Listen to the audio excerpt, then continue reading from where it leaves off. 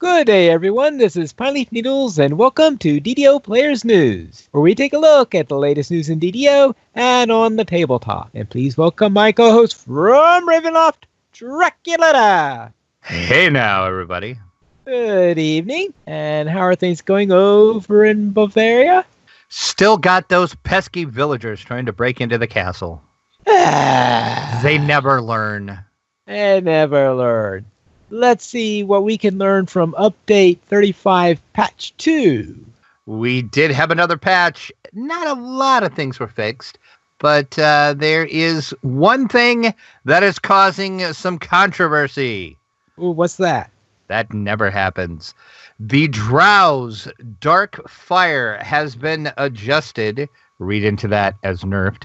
As follows. It only fires one missile, has a base damage of 1d6 per character level with no max caster level, has its damage scale at 100% spell power, costs 5 spell points instead of an action boost charges, and has a 6-second cooldown. What was it like before? OP and amazing. My Drow Warlock is very sad at this news. Oh, well. Yeah. I knew it was going to get adjusted because it was, crazy OP. It never was supposed to be that way. And actually, Steelstar kind of went on the forums and tried to calm some people down, and he apologized for the quote unquote nerf that happened, because it never should have went to live in the state that it was in, because it was way over P. But what are you gonna do? But it's fixed now, so we move on. I still like my Drow Warlock. I just miss my good Darkfire, but it's all right. It's all right. I'll be all right someday. Someday, yeah. Also in the patch, the male Dragonborn two-handed sword animations have been adjusted. And in something I don't understand why they did it, I'm kind of scratching my head, going, what? In the Under the Big Top quest, the puzzle wheel traps now have reduced damage, in that they only cause a single trap explosion rather than the multiple explosions that happened previously. Okay. Why did they fix that after all this time? If you did Under the Big Top and you didn't do the puzzle reel right, you knew you were probably going to die because those traps were crazy deadly. And now they're just kind of ow, that kind of stung. So yeah, I'm not sure why they changed this after, because Under the Big Top has been around for ever. Right. So, I don't know, but there you go. I guess they had reasons. And in the strange patch note of this patch, I do believe, enemies that disappear will no longer sometimes receive multiple champion buffs or will heal themselves to full. Well, that's handy. I can't say as if I've seen any enemy that disappeared heal themselves to full, but apparently it was happening. But that's now fixed. What do they mean by disappear? Race that will disappear.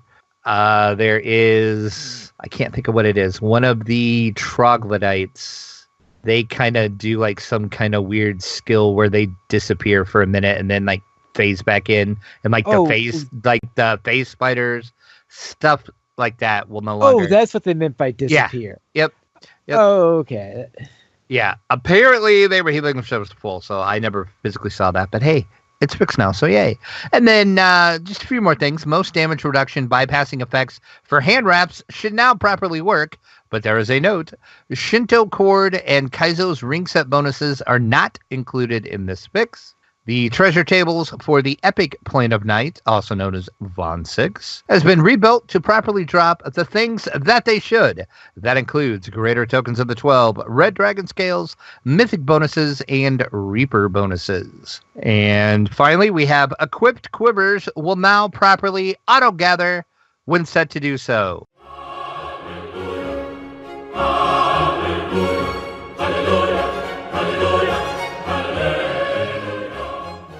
That was annoying me, that my quivers were not auto-gathering like they should. So that is now fixed. So yay.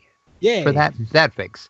And then the other thing is the Heart of Blood tooltip has been updated to reflect that it is used for a heroic racial reincarnation. And that is our patch 2 release notes. So nothing major other than the major Darkfire nerf. But like I said, let's be honest. We all knew it was coming, folks.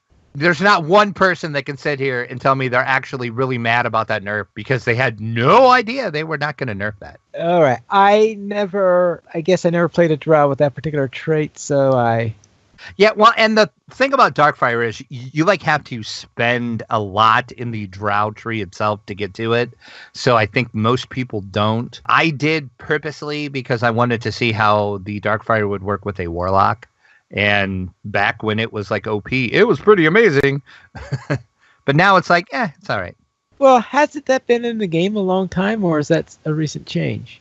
Darkfire has been around for a long time. Just for some reason, in the last patch, I don't know if it was something they were testing or what they were doing, but for some reason, Darkfire became amazing in update 35. So I'm not sure why, but as I said, Steelstar posted that it never should have went to live in the state that it was in. So I'm assuming they were doing some like internal testing or something, and something got crossed, and it kind of went to live when it wasn't supposed to. Then let's head into the DDO Chronicle, issue 230, and what was that, a green screen TV or something? Yeah, I think that is from the new raid, I think. On the Chronicle header you're talking about? Yeah, I think it's from the Riding the Storm Out raid. But don't quote me on that. That's kind of what it looks like to me. All right.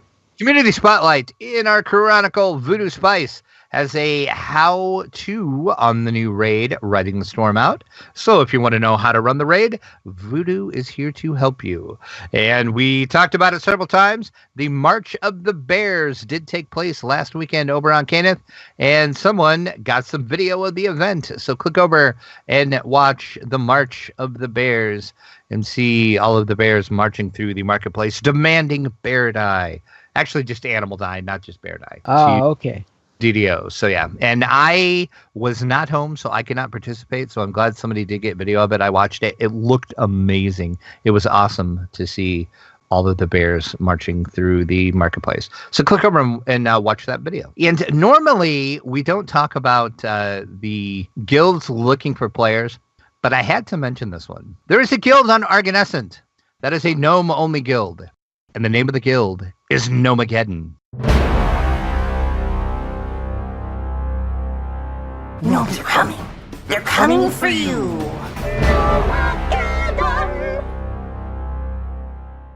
Ooh. Wonder where they got that idea. Yes, and it is looking for new members. So you can contact Fingal the Finger. That is an awesome name, sir. Or madam, whichever the case may be. If you would like to join their guild and prepare for the day when the gnomes take over. That's Gnomegeddon. They take over the universe. Yeah. A gnome only guild in Argo. I love that name. That's great.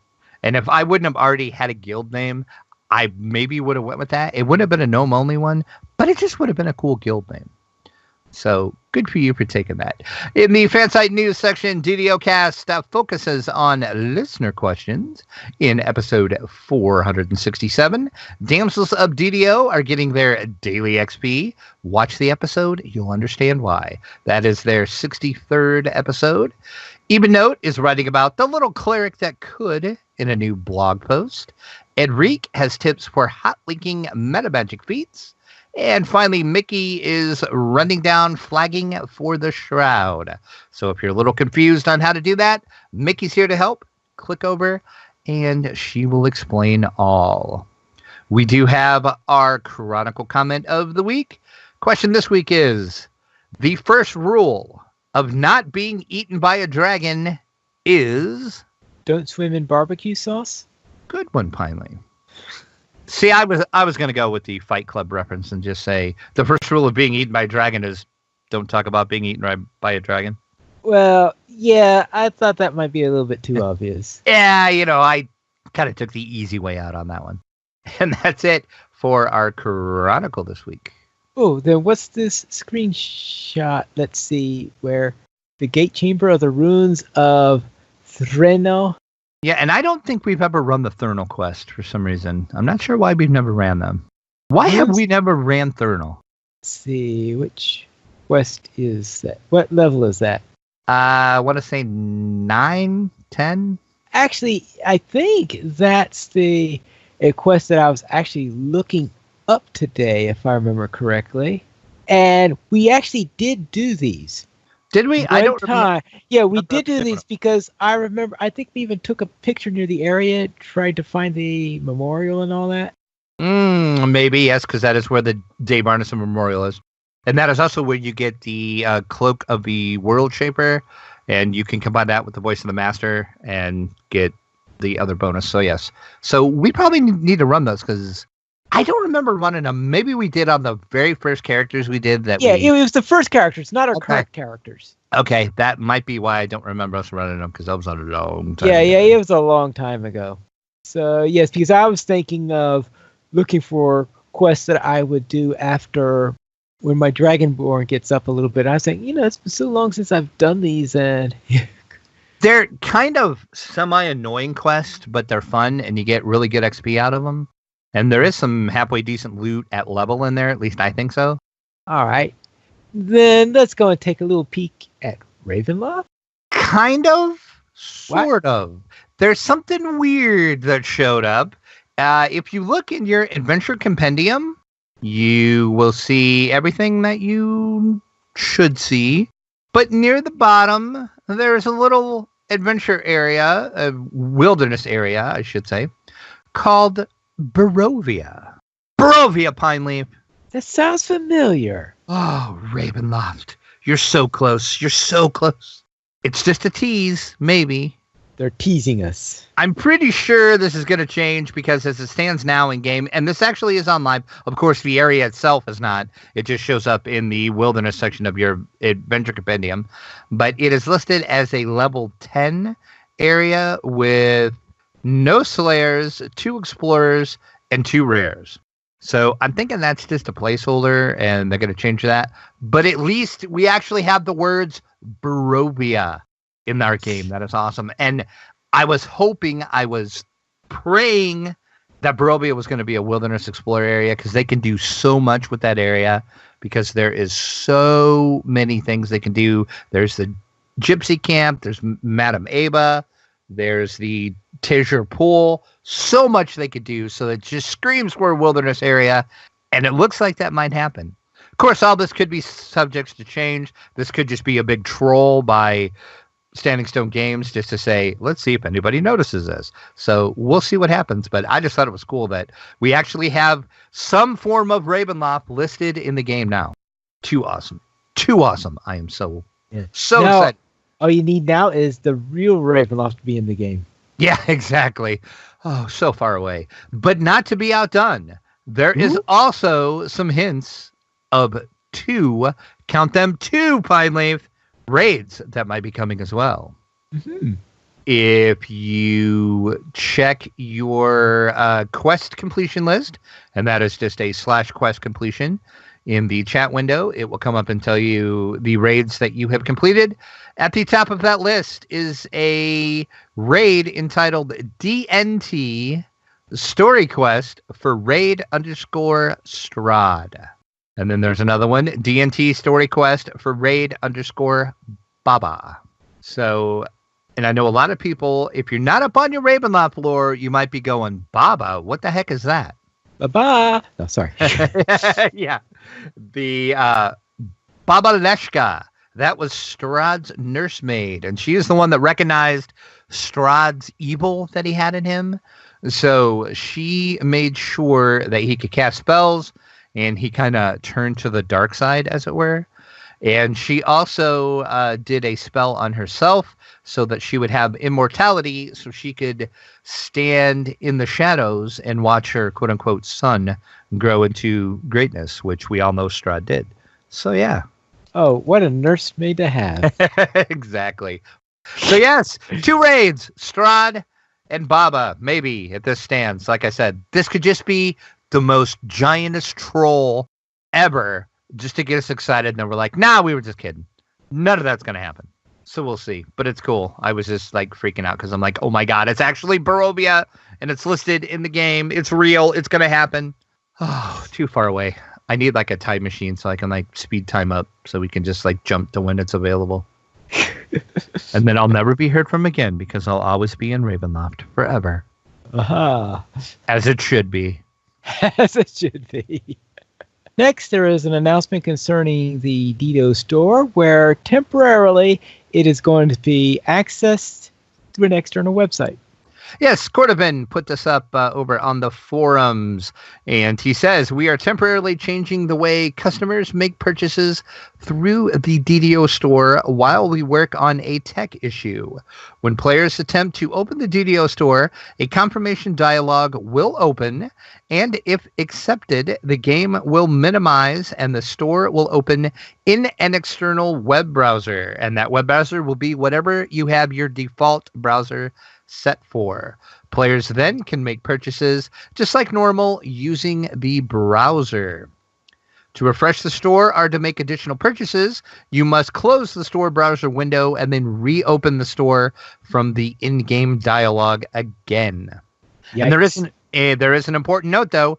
Do not share your unique store URL, because the way browsers and caching works, in theory, if you would share that URL with somebody, they probably, unless they're doing some kind of security, which I don't think they are, they could use that URL and buy a bunch of stuff or buy some DDO points for you, or spend all of your DDO points for you. So don't share your unique URL.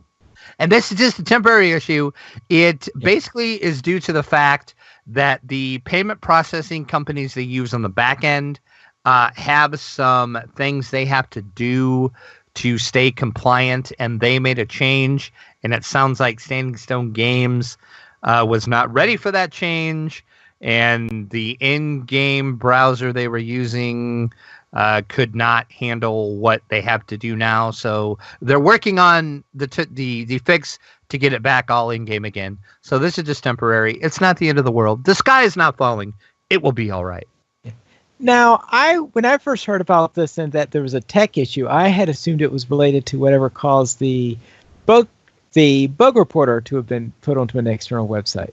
It might be somehow related, but I know Cordovan on, I think it was the weekly Wednesday stream, did say it was due to some compliance issues with the payment processor. So that was, but I had forgot about the bug thing being too. So I'm wondering if it was kind of related in a way with something to do with the in-game browser. Because let's face it, that in-game browser was never the greatest in the world. Yeah. I mean, it worked great for the bug report and the store, and that's really about it. So I'm kind of wondering if it's not all kind of related somehow. But I guess we'll see. But like they said, it's temporary. It will be all right, folks. It will come back to normal soon, trademark. I should make a note that if you're on two windows, if you have the double monitors, it won't necessarily minimize your game when you go into it. Oh, okay. Right, because I've done a testing in Lotro where they had the exact same message, and I kick after thing. It just opens it into my browser while my game stays open, but that's because I have two monitors. It's not too inconvenient for me, but I have a feeling that anyone who has only a single monitor is going to find this very irritating, and that they are praying it gets fixed soon. Yeah, I can see why. Now, does it automatically open up on your second monitor? Usually I have a web browser already open on my second browser when I'm playing Lotro anyway, on my second monitor. So therefore, it happens to be there. Now, if I didn't have one open at all, that's another matter. Yeah, that's what I'm just kind of curious if it will automatically go to the... Because in theory, it should. Wherever your other browser is usually set to open, this should open up in that browser. I'm just kind of curious if it will do that on a second monitor or not. Yeah, well, yeah, because it just... I clicked it again. I closed my browser. I clicked open again, and it opened up back where it was before. But of course, I usually have it on my second monitor. Let's see what happens if I put it onto the first monitor and close it, see what would happen then, just to be sure. All right, now let's open this up. All right, it brought it up on my first monitor, but it did not minimize Lotro. It just kept it where it was, put it on top. Now, I run under full screen Windows. Oh, okay. So it could be that it works differently there. It could be that if you're running under true full screen, that it may close it in there, because I know that the reason why I run full screen windowed is because of how annoying it is to run full screen and try to interface with something outside the game at the same time. Right. Yep. So, okay. So there you go. See, a live test we just did for you guys. Speaking of the store, what's on sale there? We have some pretty good sales this week. There is 20% off your shared bank storage, character bank upgrades, select storage bags. We also have the shared bank platinum vault, and our free sample of the week is a good one to have always. The Lesser Slayer Count boost. You will get one of those when you use the coupon code BOOSTSLAY. BOOSTASLAY. Boost Slay. One per account. So as I always say, choose wisely. And no, Gums Gang, I was not talking about Barovia, Kansas. But if there actually is a Barovia, Kansas, I need to go there and take a picture at the sign, but like stand in front of where it says Kansas, so it just looks like I'm standing in Barovia. That would be amazing. Aha. Yeah, that would be good. Yeah, that would be awesome, actually. I think Gums Gang might be trolling me, though. I don't know if there's a Barovia, Kansas or not. There might be, but I don't know. Well, I guess you're going to have to find out someday. Let's then head into what's from the dungeon and Planescape Torment Enhanced Edition coming out in April. We talked about it last week. We talked about this weird countdown that showed up on a site that was planescape.com. We speculated what it was. We were correct. It is Planescape Torment Enhanced Edition is coming, folks, and coming rather soon, too. It's going to be available. Let's try that again. It's going to be available April the 11th, and it's going to be on Windows, Mac OS, and Linux, and for the first time ever on iOS and Android. Pre-orders are up now. I have linked this in the article. And yes, it is a true enhanced edition. The lead designer on the Planescape Torment game has partnered with Beamdog to curate the gameplay updates. They did a bunch of bug fixes and some enhancements to best capture the original version of the game. And I know a lot of people are going to be excited because the graphics will now support 4K. So if you have one of them fancy 4K monitors, you can play Planescape Torment in all of its 4K glory. Also, the soundtrack has been fully restored and remastered to add even more depth to the multiverse that is Planescape Torment. I am so excited for this. I don't think I've ever played that one, so. Oh, it's awesome. It is.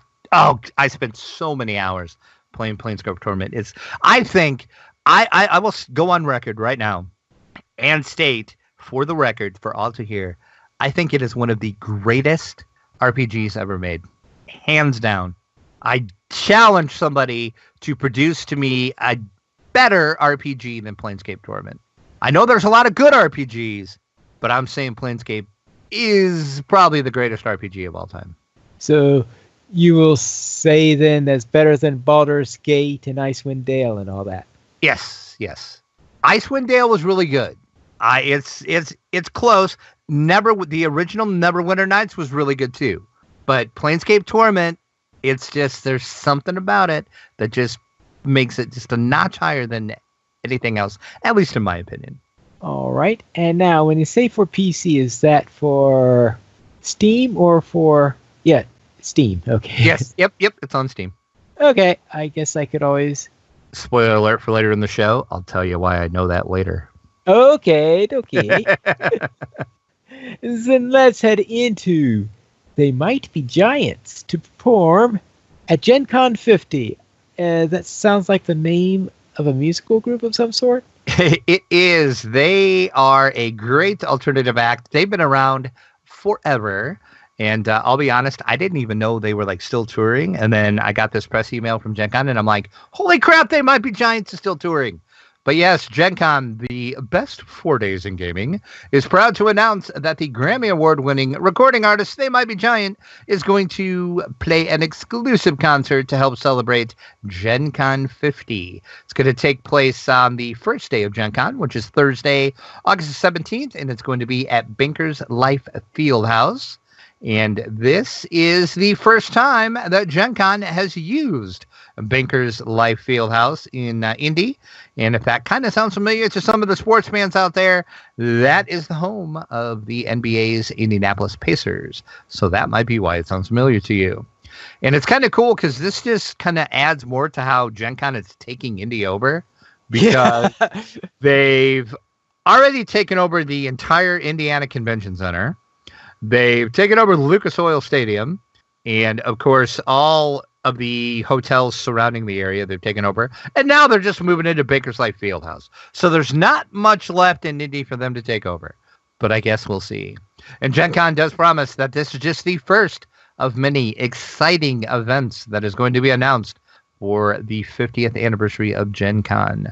So if you find yourself in Indianapolis that night, you can check out They Might Be Giants. And if you're not familiar with their music, in the article I posted over on DDO Players, I did link to two of my two favorite They Might Be Giants songs. So you can kind of get a little hint of what their music is like. All right, then let's head on to the tabletop, where Pirates of the Caribbean is heading to the tabletop.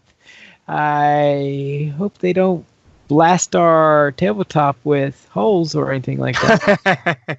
Well, they might finally, because there are cannons involved. Because Battleship, everybody knows the game Battleship, right? Yeah, I've heard of it. Well, Battleship is being turned on its side. It is now Battleship Pirates of the Caribbean, Dead Men Tell No Tales. And this, of course, is going to replace the iconic battleships, submarines, and aircraft carriers with the assortment of sailing ships in a variety of sizes. And two of them are going to feature sails. The familiar red and white pegs are now powder kegs, and each player's display is packaged in a plastic treasure chest style storage box. An added twist is the introduction to the game through the Infernal Sea and ammo cache cards, which will change the rules of the game. So Battleship as you know it is no more. It is now all piratey, finally. Ah. Battleship Pirates of the Caribbean, Dead Men Tell No Tales is intended for 2 players. It's ages 7 and up, and the MSRP will be $39.95. Look for it coming later this year. And of course, these are all from USAopoly. That's who's bringing all these. And as USAopoly is famous for, they're also bringing Pirates of the Caribbean to Monopoly. You will buy, sell, and trade characters from all of the films in the Pirates franchise. It is the Monopoly Pirates of the Caribbean Ultimate Edition. 6 tokens representing the sailing ships from the films. Players will travel around the board in search of fame and booty, building small and large castles in lieu of houses and hotels, and you will draw codex and spyglass cards. Monopoly Pirates of the Caribbean Ultimate Edition is 2 to 6 players. MSRP is $44.95. And not to be outdone, we're making Yahtzee Pirate Team 2. Yahtzee Pirates of the Caribbean Edition will offer 2 ways to play the classic dice game, either in the familiar way by collecting sets for points, or as a pirate adventure game where dice combinations battle on the high seas. It's going to be packed with 6 custom dice, 4 ships, 1 compass, 1 medallion, and 4 character cards. Look for this later this year as well. MSRP is $24.95. And of course, all these are coming out because Pirates of the Caribbean Dead Men Tell No Tales will be the, I think, 6th movie in the franchise. It's either 5 or 6. I've lost count. There's so many Pirates of the Caribbean movies. But USAopoly is bringing pirates to the tabletop finally. All right. Sorry, I feel drowned. All right, we'll go from pirates to zombies. We're Zombie 15. Another one bites the dust is coming soon. I think it's hard enough to find Zombies 15 in the first place, isn't it? Twilight Creations just keeps pumping out the zombies games. It's like, I love zombies. It's a fun game. It's a great game. My friends and I play it all the time. But my God, how many of these games do we need? Holy crap. Yes, number 15 coming out. And this one... Oh, hold on. Okay. What? Oh, this is a series, number 15 in the series. So this isn't related to 15-minute zombies then. No. Oh, okay, sorry about that. Should have been following that. The game is called Zombies with 3 exclamation points. And yes, so this is the 15th. They're not really expansions, but they're kind of expansions. It's kind of weird what they do because you can combine them all and play them all or just play one. But yes, it's from Twilight Creations, and I can't believe you don't know Zombies. Awesome game. Well, I'm never big on zombies, so I've played zombie games as it is. Well, I guess that's true. But in Zombies 15, another one bites the dust. It's going to move the franchise out of the city and into the open deserts of the American Southwest. The players will wander in the desert. They were going to have to worry about dehydration, as well as hordes of mindless zombies. So you can either A, get bit by a zombie and die, or B, you can dehydrate and die. So what's the best way to go out? I guess you'll find out in Zombies 15 when it comes out later this year, probably around Gen Con. And as an expansion, it does require a copy of the base game to play. MSRP will be $15.99 on this. But yes, Twilight Creations just keep pumping the Zombies games out. Okay. Love this series, though. Great games. Then let's have our first look at Big Trouble in Little China. It's been a while since we talked about this, actually. I think it was last summer, as a matter of fact, when we said that Big Trouble in Little China was getting a miniatures game. And the game creators so kindly shared with me some more details on the game and also some peeks at the box and some of the miniatures.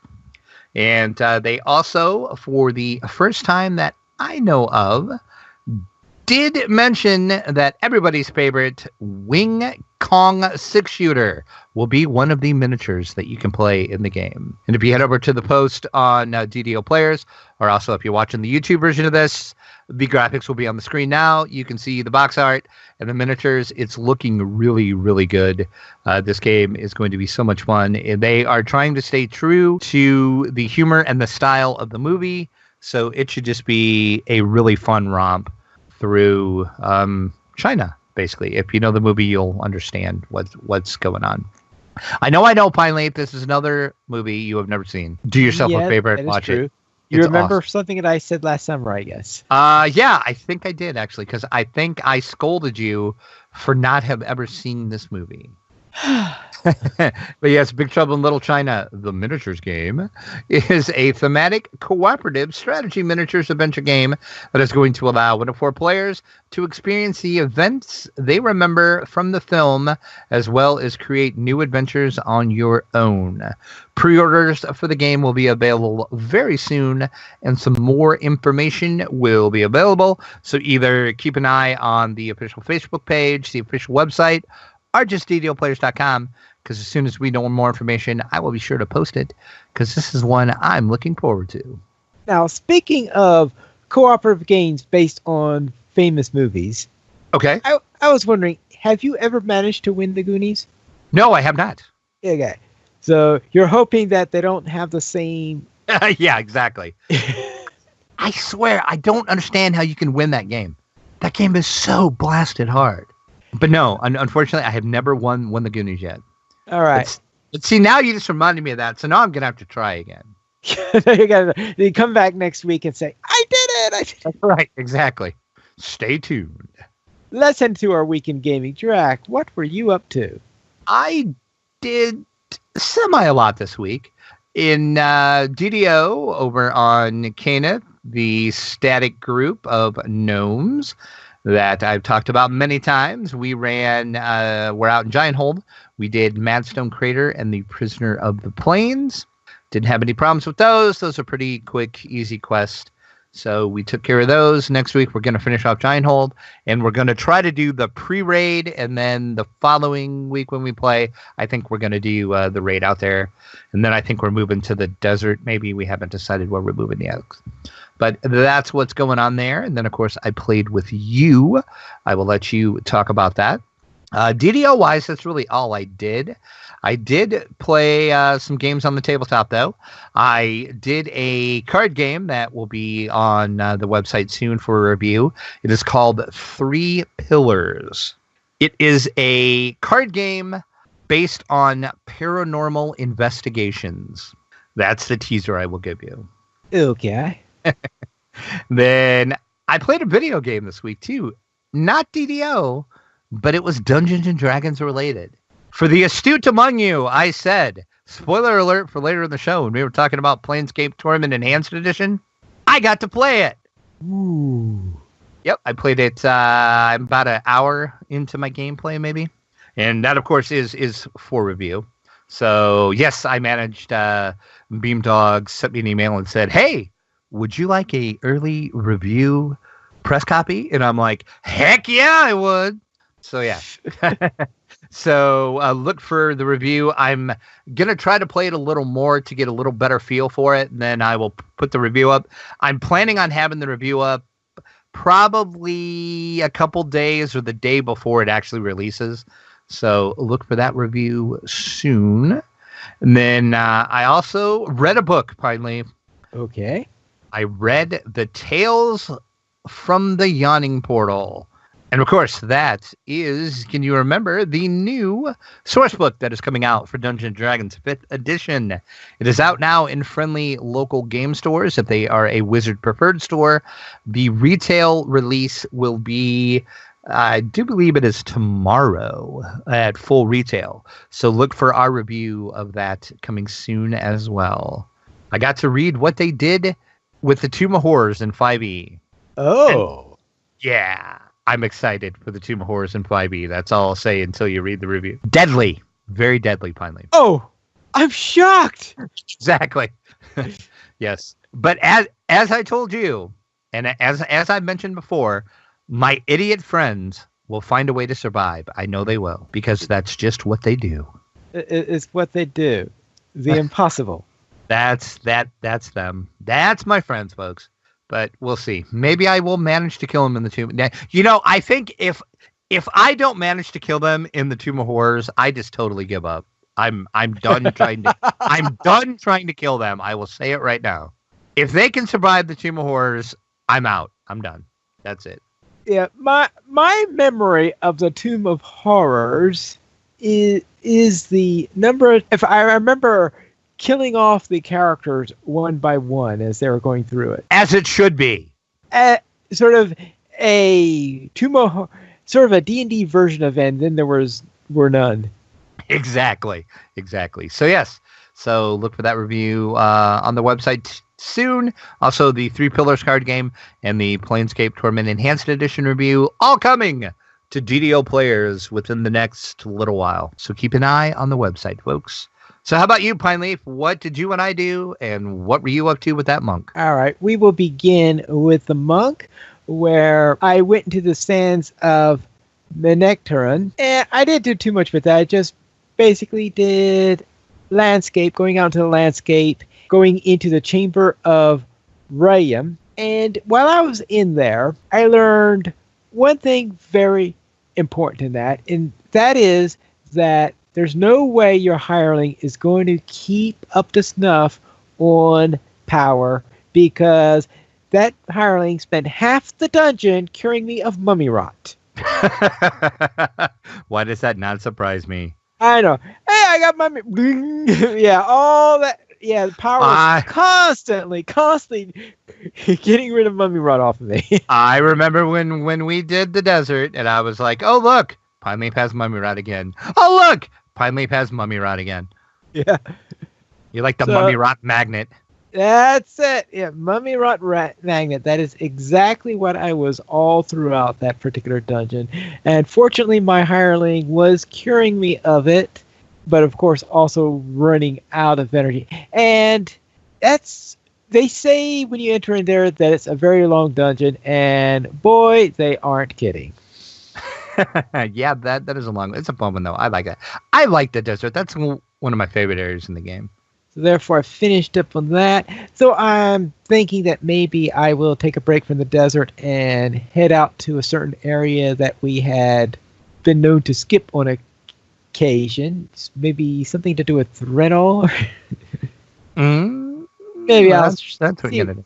So maybe I'll go out there and see, because I am level 11. I think it's probably, if I'm going to do Threnal, I think this is the time to do it, because otherwise I'll start to get too low in level. On my No Morlock with you, we went back to Reaver's Refuge and we ran Mount Resalon and then entered the Kobold. Yeah, that Night Store puzzle in Enter the Kobold was quite... I have found a quest that I hate with a burning, seething passion worse than I do the Crucible. Worse than the Crucible. Yeah, that puzzle is like, but Pine Leaf, I was amazed, and I should not be amazed, because I have played games with Pine Leaf long enough to where I should know how the Pine Leaf logic works. We were like looking at this puzzle, and Pine Leaf's like, okay, he sort of kind of understood it just by looking at it, but I'm like, well, let me look for a solution to it, and then I can kind of tell you what it says, and then you can kind of tell me if you want a hint, and then so whatever. So I read it, and then as soon as I said it's based on the Knight's Tour, Pine Leaf's like, I got this. Well, the big problem I had, though, is that I had thought that we were in a 5x5 area when it was actually a 4x4. Yeah. So therefore, trying to figure it out from that point is because eventually Drac tried reading me one that was lettered, and I couldn't figure it out. And that was because the letters, I was going by the assumption that everything was 5x5. And of course, there was no key. I wasn't looking at a key or anything. So eventually gave one that had numbers and letters. And I was able to see where, and about halfway through, of course, I'm predicting where the next one will go each time. Yeah. That's why I'm like, never doubt Pine Leaf logic. Because I'm like, okay, the next one is, and Pine Leaf's like, blah, blah, blah. And then he's like, and then I'm going to go to blah, blah. Yes. And I was like, seriously, dude? Really? So, yeah. Yeah, So, I think if I knew the 4x4 bit, I probably would have been able to just take out a pencil and... But yes, word to the wise, never doubt Pine Leaf logic. So that's why Drac will make sure that if he does one with puzzles, he brings me along, It's very true. Very, very true. Then on my Dragonborn Favored Soul, I went and did the Ven's Trail quest line where Clan Tunnelworm and Ven's Fate for my YouTube series reached level 4. And I might have also done one or two other little side quests that I forgot to note down. But the big thing that I did, the ones that I recorded, was Ven's Trail, which is on my YouTube channel. Since I'm doing a series on the Dragonborn, and of course I like taking electricity and blowing it up into the face of my enemies. Then on the tabletop, in one deck dungeon with 2 days left in the campaign, I finally killed that Lich. Hey, awesome. Way to go. Boy, that thing took me forever. I'm going to say it only took you, 28 days to do something like that? Well, no, because it did take me a number of days in order to get the rest of them. Well, that's true. That's true. But yeah, you said you were having a heck of a time with that Lich, but you actually took it down, huh? Yeah, I finally took it down. It was a lucky one because I think I was one pip. I was able to take it down and had 1 pip to spare or something like that, because if I had 1 pip less, I would have died before I landed the killing blow, and yeah. And we had to do it all over again. Wow. Well, way to go. Congrats. Yeah, so finally got around to it, and I think I'm going to put aside One Deck Dungeon for a little while after. I've conquered the Lich. I'm done for a while. Yeah. Well, and then I played a new game that got called La Granja No Siesta, which is a card game version of La Granja. Actually, no, a dice version. That's the dice game. So you do a lot, obviously, dice rolling on all that, trying to see how well that works. That's a race in order to try to get by everything against before the dummy player does it. And that one was just barely getting by. I think I won that one by a squeaker. And then also I ran the solo challenge that was put up by the Board Game Society for Lords of Waterdeep. And how'd that go? That went pretty well. Now, how they work the solo challenge there is that whenever the dummy player would draw an entry card, they instead draw an additional lord, and they get the bonus scoring for all the lords that they have. Oh, wow. So you can imagine if you let them get a lot of lords, they could be rolling in the bonus points at the end of the game. Oh, yeah. Holy cow. So therefore, my strategy was that no matter what, I would make sure to make them avoid getting any entry cards. And I managed to succeed in that, they only had the original lord you got at the end, and the dummy player never drew another one throughout the game. Oh, nice. And that was enough in order to allow me to win in the end, because I think that if they drew 2 or 3 of them, I would have been, probably turned into dust or something like that. It also helped me that the lord that they did have did not match, I think, any of the quests they completed. Oh, well, yeah. And, that is handy. Maybe 1 or 2 of them, but certainly not an overpowering number that will cause them to get huge numbers in the final scoring. So let's then head on. For our donations, we currently have 22 supporters on Patreon. If you would like to help support DDO Players, simply go to the donations page where you can support the Players Alliance on Patreon. There you'll find rewards, including a mention on the podcast of your choice, or if you'd be a guest with us here for an episode of DDO Players News. And also, this helps to support our site for our cost for our podcast and the cost of our site. And of course, we are also wanting to upgrade our camera so that we can do better coverage of Gen Con and other conventions. So help us make it happen by donating with us at Patreon. And I hear that we have a featured comment this week. We do. It has been a while, but DDO Central left a comment on the Peak at Ravenloft post, and DDO Central says, finally, a new Explorer area after several years of nothing in that department. And I agree. It has been a long time since we got a new Wilderness Explorer area. So I'm glad to see them going back to that.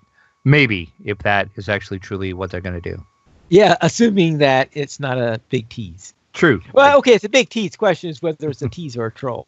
Right, exactly. It could be the biggest troll ever, I'm telling you. We did not receive any emails, but if you'd like to send us one, you can send it to podcast@ddoplayers.com.